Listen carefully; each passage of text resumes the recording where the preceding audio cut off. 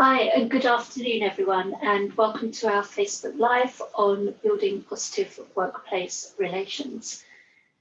So as we all know, pharmacists are one of the first points of contact between patients and the healthcare system.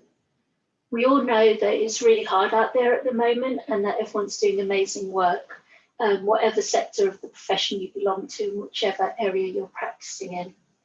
But however busy we are, it's really important that we all take time to look after not only our own mental health and well-being, but also that of our colleagues, and that we support each other through these difficult times. As I said, today's webinar is focused on building positive workplace relations. Research has shown that having a good friend in the workplace means you're more likely to be happy. Human beings are by nature very sociable creatures. When you consider that we spend at least 1/3 of our lives at work, it's clear that good relationships with colleagues will make our jobs much more enjoyable. The more comfortable we are with co-workers, the more confident we will feel to talk about any issues or problems we're having, and the more likely we are to open up. A good work relationship requires trust, respect, self-awareness, inclusion, and open communication. Positive relationships in the workplace can also help colleagues who are dealing with other difficulties outside of work. Having people to talk to at work, whether formally or informally, can be a lifeline for someone suffering with anxiety or depression. So today I'm joined by Danielle, Ruth, Ali and Nina. Thank you all for joining us today. I'm just going to introduce you each individually, and it'd be great if you can just say a quick couple of words about who you are and why this topic is important to you. So Ruth, over to you. Good afternoon, everybody. Thanks to Haydee for inviting me here, and delighted to share my thoughts on this really important topic. I am a new clinical pharmacy manager. I work at University Hospital here, Myers, in a place called East Kilbride, just outside Glasgow. And being a new manager of a team of about 25 pharmacists and techs, certainly wellbeing and resilience during COVID has been a really top priority for me personally and for the team as a new manager, and certainly delighted to share my thoughts around about that today. So thank you. Thanks, Ruth. And Nina, if you can introduce yourself, please. Hello everyone, my name's Nina Barnett. I'm a consultant pharmacist and I work with older people. I'm based in a hospital in northwest London, but I also have a national role.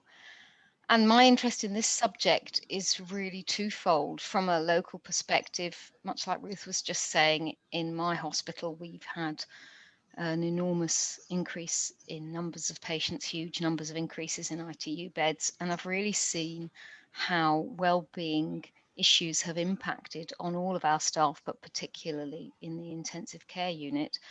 And so I've been trying to support them on a group basis with managing the challenges that they've come up with.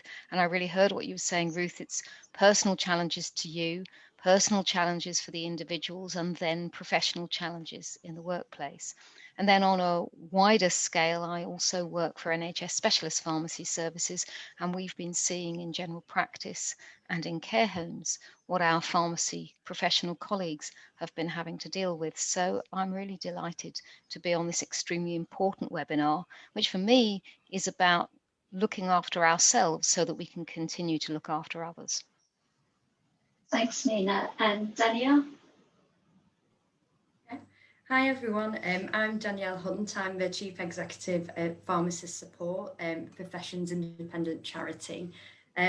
So obviously this is quite an important topic for the charity, because obviously positive working relationships ultimately are good for our well-being. And I think everyone, as you mentioned, Ruth, it's about helping others as well as helping yourself. So for us, unfortunately, we see the impact of negative working relationships, but the hugely positive impact of kind of that positive working relationship. And I think particularly over the last year, we've seen the huge impact that's had. I think teams really pulling together to get through incredibly difficult times. It's been based on some really strong positive working relationships. So I think everyone can see some of the benefits of that. Thanks, Danielle. And last but not least, Ali. I hope not anyway. Hi, I'm I'm Ali Sparks. I'm a pharmacist and owner of the health dispensary, which is down in Neath in sunny South Wales. I think it's fair to say that the past year has probably been the most difficult of my career. I think in community pharmacy, you've been extremely exposed to the not only the sort of pharmaceutical needs of the community, but very much the emotional needs and a huge amount of anxiety. And I think in some ways it's probably been one of the sort of proudest years of my career as well, because we've been less than perfect, but it's really been about sort of strong leadership, supporting each other, you know, getting our team through. And it really has been a matter of sort of blood, sweat and tears in many times. The whole subject of well-being is sort of very dear to my heart, and particularly sort of mental health and positive psychology. So really delighted to be dropping in on the chat today, and I can see I'm with some very esteemed colleagues as well. So look forward to hearing what you've got to say. So yeah, as I say, Wellbeing, I've been a pharmacist 30 plus years. The brand is very much about wellness, and hopefully I've got a few things I can share with colleagues to try and make every day a little bit brighter. Brilliant, thank you all very much. So I'm just going to ask some questions. So I'm going to start with you, Danielle. So what do you think the benefits are of positive working relationships? Well, I think positive working relationships ultimately make us feel a lot happier. They can really help build our self-esteem and help us achieve our goals. If we think about if we're motivated and supported, we always get a little bit further. I think they also provide vital peer support, and I'm sure other people on the call will talk about that. I think particularly over the last year, having that peer support has been really beneficial, particularly from a mental health perspective. Having someone to talk to, particularly other people that know what you're going through, is really important. And also people being open and honest about how they might be feeling. And I think you can only do that if you have quite good positive working relationships and you feel able to do that. I think positive relationships are all about feeling supported and considering other people's needs. And that can be quite difficult to build. But we know that poor workplace relationships can also have that kind of negative impact on well-being and self-worth. So it's really important to think about how we can build that within teams. I think at the heart of any good positive working relationship is kind of good communication. I think if people feel they can be open and honest and can share difference in opinion and that be okay, that's really important. And I think that type of environment really empowers people and encourages them to be a little bit more assertive. And I think if we have that environment, the benefit on individuals is that, you know, if you can be more assertive at work and you can be open and honest, that obviously lowers some of the stress, some of the anxiety. It can increase productivity for you personally. But I think the wider benefit within the team is it helps build a really effective team. You know, you have that really positive morale, which improves kind of performance. We've seen where that has a positive impact on things like lower rates of absence, lower staff turnover because people really feel valued. It improves a patient's experience because if you're working really well as a team, you know, that vibe does rub off and people can see that. And most importantly, really, it creates that enjoyable work environment. You mentioned Haydee in the introduction. We spend a lot of time at work and it doesn't, you know, if that's a negative place to be, that's ultimately going to impact you day to day. So for me, it's about creating that positive workplace for everybody. Thanks, Danielle. That's really good to hear that. And yeah, it reflects what the kind of research is showing nationally and everything as well. So I'm going to move over to you, Nina, to ask you about what things are you doing or do you think people can do to support wellbeing on an individual level? I'm really glad you asked me that question because actually I think there are some very, very small things we can do. And I'd really love it if the people listening to this Facebook Live just took away one thing from everything we're all saying to try and change the way they work with their colleagues to make things a little bit more supportive. My take-home tip, I think, is asking how are you, but actually meaning it. and waiting for a proper answer, because it's very easy, isn't it, to do that kind of throwaway, how are you? And everyone goes, yeah, okay, yeah, I'm okay. How are you? Yeah, I'm okay.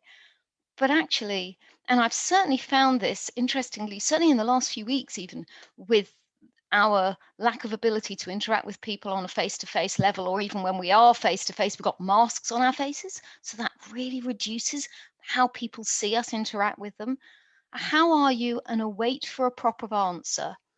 And if you notice that something doesn't look right and doesn't sound right, using what I call gentle language, and maybe you have a better word for it than gentle, but the gentle language is things like, I noticed you don't seem yourself today, or is that just me? So that if somebody doesn't feel they want to share anything, they don't feel forced to do so. But equally, if they'd like to, you're giving them a gentle invitation. And I think that's really quite important. So on a one-to-one level, my top tip is asking people, how are you? And you can do that even by email when somebody gets in touch with you you haven't spoken to, that you'd normally meet in a corridor, or, you know, I'd come down to RPS and I'd meet you and I don't get a chance to see you. Actually asking people by email, how are you doing?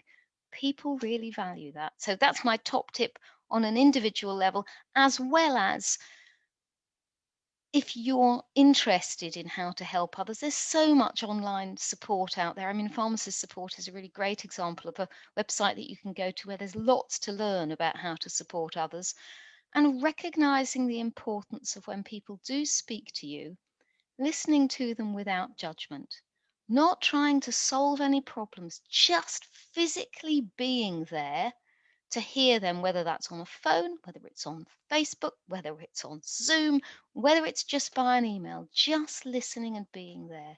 So that's my what to support on an individual level. Thanks, Nina. I know you've also been doing some work with groups, and you've been using some of the things, or some of the sort of support that's being offered in workplaces like Schwartz rounds and things like that. So I don't know if you wanted to just say a few words around some of that.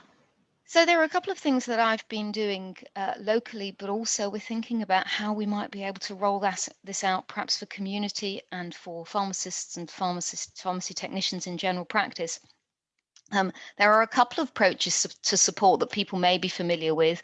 One of them, as you mentioned, is Schwartz rounds in hospitals, and the other is Balint groups, which are mainly used in general practice. Michael and Enid Balint were psychotherapists in the 1950s that recognized the importance of supporting well-being of general practitioners in their workplace. And taking some of the elements both from Schwartz rounds and from Balint, I and colleagues have created a modified short method of supporting groups. And that is about getting together a group of people who usually work together and facilitating them in having a conversation. And usually it wouldn't be more than half an hour.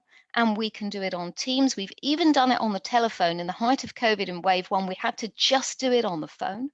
Obviously, of course, it's better face-to-face, although I would say that face-to-face with masks on compared to Zoom, I actually prefer doing it by video so we can see each other's faces. And what we do is we'll start off by going around the room, whether it's a virtual room or a physical one, and asking people just how they've been since we last spoke, or how they're getting on, just to ground people, to catch them up. And then what I might do is go around and ask if anyone's got something that's happened to them in the last week that they just like to share, an experience, a challenge, and anything really. And usually 1 or 2 people will come up and say they've got something, and I'll give them 3 or 5 minutes to talk about whatever it is they want. And then what we do is we give people a bit of pause for thought, and we'll go around asking people, what was the impact of hearing that on them? So some people will say, oh, I've had that experience as well, which is great because it normalizes what can be a really abnormal experience for the person who spoke. And some people will go, my goodness gracious, that sounds awful. I don't know what I would have done in that situation. And again, that validates the difficulty of a situation. And those are just a couple of examples of how we build trust and rapport and sharing in a group in a safe space. And that's particularly important because sometimes, and we certainly saw this with my ICU colleagues, there are things you really don't want to take home. that you don't want to share with your family, simply because actually it may be too much for them, it may upset them, and there are things that are easier to share in a professional context, and at least it's out there. So we'll then finish by going around the room and go back to the person who spoke and ask them what their learning has been from that. And we'll finish up by giving everyone a chance to say how they're feeling now and to help put them in a place that allows them to easily go back to where they're in their workplace in a good psychological space. So, I mean, that's a very brief overview of what we've been doing with groups, but people do seem to really have found that very helpful. And I've done it with pre-regs, provisional pharmacists, junior pharmacists, specific specialist groups, and it works equally well with groups of community pharmacists, or I've done it with general practice pharmacists as well. That's great. Thank you for sharing that, Nina. And now I'm going to ask you, Ruth, about how you're supporting your team members, especially those who are perhaps struggling a bit to sort of juggle and cope with work, homeschooling, caring, responsibilities. So yeah, if you could just give us some insight into that, that'd be great. Thank you. Thanks, Haydee. I think this is probably one of the most difficult things right now, because you know, life outside of work really isn't very exciting at all, and it's certainly something, as I said, as a new manager and managing a big team of people, pharmacists, techs, you know, of all ages, of all life experiences, of all stages in life. You know, I was kind of worried about our own resilience and our own well-being, mine included. So I've really had, and because well-being is a really a topic that's very close to my heart as well, that I've spent a lot of time thinking about what I could do to support my team, to get them to support each other, and also to look after myself. Probably one of the biggest things, and that kind of mirrors what everybody, what Danielle and Nina have said already, is that I have stayed very visible and remained open and supportive for my team. And I've done this through just talking regularly to them, and obviously we can't get it all in the room together, but we can get in the virtual room, the teams on Teams, and I've found that really useful. And what we've done, and what I've ensured we've done, is to acknowledge that life is really tough at the moment, not just in work but out of work, and really talk about it on a sort of human, realistic level, because I think thinking the default as a team leader, you know, a colleague, is to be overly positive and sort of optimistic isn't really that helpful. I think what I've tried to do is reduce maybe negativity and sort of moans and groans, and being more sort of getting people to think more assertively about how they can help each other, but essentially getting down and really acknowledging you know, that things are difficult and that we're all in this kind of shared experience together. I've certainly provided a lot of advice and sort of signposted my team towards resources that can, around about wellbeing, and saying in our team that, you know, talking about our mental health, there is no shame, there is no stigma, and actually just giving, as Nina just said, and I liked her structure around about what she can do with groups, but just an informal way on Teams, you know, people could open up and gain support from their teammates on, you know, our kind of virtual meetings. Certainly, I definitely felt at the beginning of the year with the homeschooling thing, it tipped the balance into, there was a lot of parents that were feeling mega stressed, you know, about that, you know, and it's a big responsibility, is having kids at home and sort of juggling all of that, as well as work, as well as perhaps you've got unwell relatives and you've had bereavements. I think as a manager, we're sort of bound by maybe what we can offer from an HR perspective, but I've really tried to say, I'll be flexible, I'll be open-minded if we need to look at flexible working, or adjusting hours, and maybe thinking, you know, of other sort of childcare arrangements then we have. So it's just remaining open and flexible to what individuals really needed, and really creating awareness probably for other staff members who don't have kids, that, you know, that there are some of your colleagues who might need a little bit more support on that. and just to go easy on each other. One little thing that we did is the opposite of a DTIX report. It's a GRETIX. You've probably heard of that. So I don't know who started it, maybe within our board, but it's called the GRETIX scheme, and it's for something that can acknowledge really good deeds and good jobs well done, or just small acts of kindness. It kind of acknowledges it as a team. And we had a GRETIX the other week for all the parents who are currently in our department working and juggling our pharmacy responsibilities and homeschooling as well. So we just said, we're totally behind you, and just sort of acknowledging their, that sort of thing. So I think talking about it, being open, honest, acknowledging it without being too overly positive or optimistic, I suppose, helps. So that's just some of the things that we've been doing here. So. Thanks, Ruth. That all sounds really, really good. So, Ali, how are you building positive working relationships within your workplace? Yeah, it's been something, to be honest, we've been working on for quite a long time, and probably come sort of more into prominence over the last year. And I think very much, something that Ruth mentioned there is the fact, we started off with the attitude of we're all in this together, and that includes our customers as well. So, I think workplace relationships obviously covers the team. I think we should always put the team first.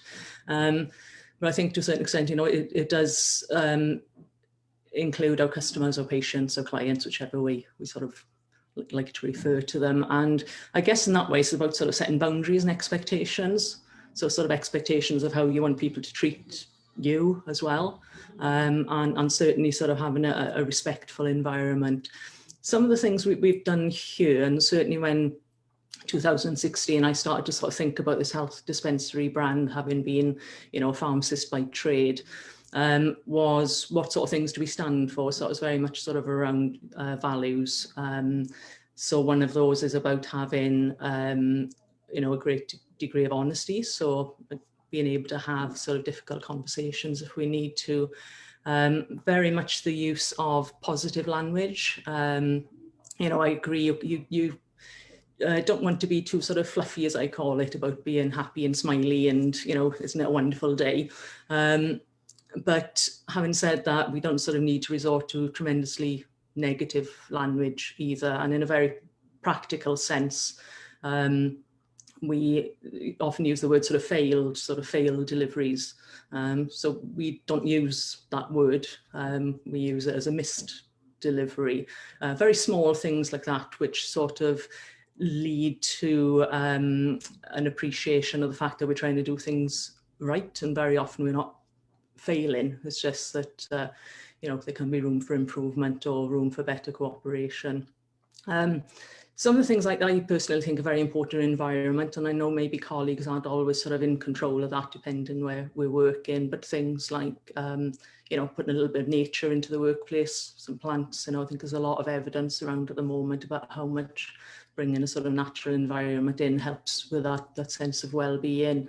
If you're not able to do that, even bring in a bunch of flowers. At the moment, daffodil season, especially down in Wales. So, we sort of pop in daffodils into the shop, and it's lovely how many customers come in and say how lovely is that, and it literally sort of brightens the day. We're big fans of music, so again, depending on your allowance, we have quite an entertaining playlist throughout the day, and when things got really tough, we had themes of the day. So one day we had people's birthdays or names, and I did a quick search through Apple and sort of brought up relevant songs, and we all had a giggle about it. But very small things like that would sort of make the day go better. Obviously we had to have a mask theme day, so Phantom the Opera sort of highlighted very strongly on that. But daft little things which help to cheer us along. Something that was mentioned earlier, I think,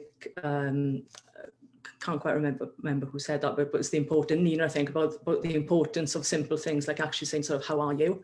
And recognising people. So I tend to do walkabouts here, and again, maybe community pharmacy colleagues, they might be sort of very much sort of in the throes of things, but even if you do a mental walkabout in terms of walking around in the morning, I always address people by name, so it's that thing of I see you, I respect you, you are you know, you're a person.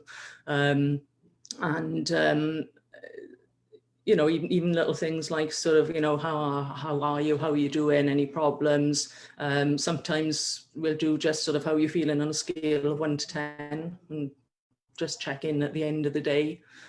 People don't have to answer if they don't want to, but sometimes that's been quite enlightening if somebody sort of gives you a really low score and you think, okay, you know, might need just to support you a little bit more, perhaps just take you out to the front line a little bit more. I'm quite well known for my inspirational quotes and so on. That's something I think is very important to us and has different meaning for different people. And a very important thing that we did a little year or two ago was sponsored a PhD program into sort of mental health awareness, and we called it Prescribing Happiness. And that's just come into its conclusion now with Jen Ward down in Cardiff Metropolitan University. And again, it was really strange. We started doing that sort of a couple of years back, and how, you know, how important and how relevant has that been over the last year. And what that has done is really sort of given skills to people in sort of trying to maintain happiness and a sense of well-being. Before all of this kicked off, we would also give sort of counselling, osteopathy, acupuncture, sort of various treatments if people felt unwell. But unfortunately, all our consult rooms are closed at the moment. So that's something we maybe not sort of doing quite as well during this period of time. And making people feel safe, how important is that these days, you know?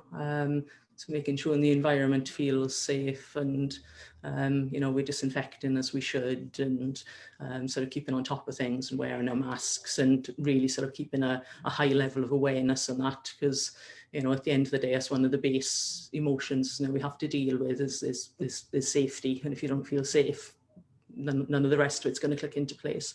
And I suppose finally, before I go on for too long, we try and celebrate, you know, we try and celebrate our achievements. And even if it's at the end of the day, just before we sort of about to walk out to the door, you know, and I say, you know, well done team, and we just we all just applaud each other.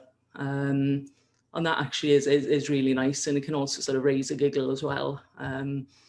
We've often had sort of cheering and running around the robots as well. But you know, again, that's probably peculiar to our workplace, but you know, just small things, because at the end of the day, I suppose our environments we work in are just a microcosm of what's happening up there in society. So I sort of feel if we did a word cloud of all the things that have been happening over the last few weeks, you know, we've had you know, bereavements, family members having operations, money worries, you know, scams, the whole lot of it, and that's nothing unusual, and we're just a team of 20 plus.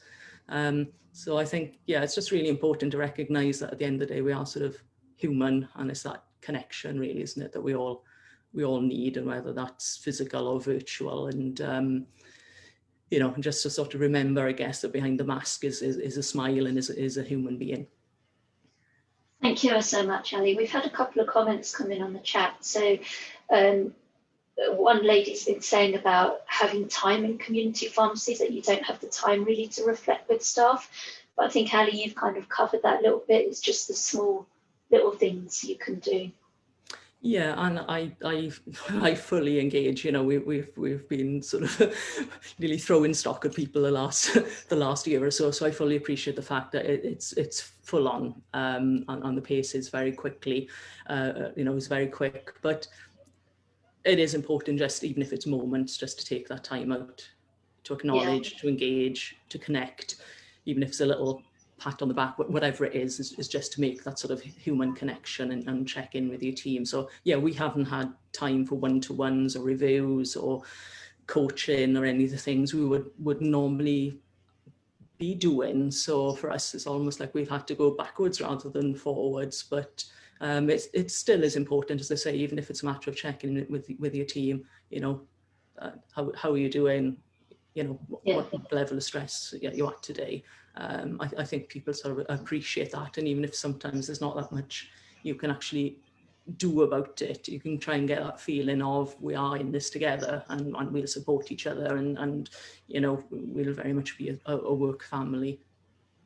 Yeah, and one lady's shared her experience where unfortunately she hasn't been very much supported by her employer, and there's been some comments around getting the larger companies to recognise stress in the workplace and give and help with solutions. And obviously we as RPS are connecting with the wider stakeholders, employers, whether that's, you know, NHS employers or community pharmacy employers. We will be working with key stakeholders about how we can improve environments and culture around workplace wellbeing. So we've got just a couple of minutes left. So Danielle, I'm going to come very quickly to you to just maybe think about what the next steps are that people can take to create positive working relationships. Well, we've heard some great examples and had some great tips. And I think for me, in a leadership position, it's all about creating the environment. And I think Nina, Ruth and Ali have all shown if it comes from a really genuine place and you genuinely concerned about people's well-being, that's kind of the first step. I mean, everybody can take more of a role, but you need to kind of create the culture. And I think that's a really important step. And in doing that, you can then focus on people's well-being. So I think someone already gave a plug to the website, which was really good, but we've got loads of tips and resources on our Wardley Wellbeing Hub around what we can do to support our own well-being, but encourage it in the workplace. So taking breaks. Ali mentioned having kind of the nature inside, but things like that do have a huge positive impact on our well-being. So it is about the small things, and I think it's small steps. And we don't want to create something that seems a big job, but I think creating that culture and environment is a really important first step. That's great, thank you. So we've come to the end of our time now, so I'd just like to say thank you to all of you for joining us this afternoon. It's been really useful, and it's been really good for me to hear all your experiences and your thoughts around workplace pressures and how working relationships can be made more positive. For anyone listening, I hope you can take away at least one thing from today that you could perhaps put into practice in your own workplace. As you may know, RPS and Pharmacy Support are running a series of events on workforce wellbeing. Our next workshop is in a couple of weeks' time on the 24th of February, and that's going to be looking at resilience. And then we have another workshop on the 11th of March, which is going to focus on time management. And we've also got another Facebook Live and informal chat on the 3rd of March, where we're going to look at reducing anxiety and the best ways to do that. You may have seen quite a lot on social media over the last few days. So we are we've got our workforce wellbeing campaign, and we're asking people to sign up to that. So to sign up to say that you agree with our campaign and our asks. And we've also got a workforce wellbeing action group that we're setting up. So if you'd like to come and join that, then please just fill in the form on the website, and I'll put the link in the Facebook in the chat. And if you've got any examples of good practice, and we've heard of some today, thank you very much, panelists. But if there's any other examples of good practice out there, then please can you share those with us, because we're going to start to highlight some of these examples and showcase them to show where there are good things going on in terms of workforce wellbeing. So thank you all very much for your time today, and look forward to seeing you again soon.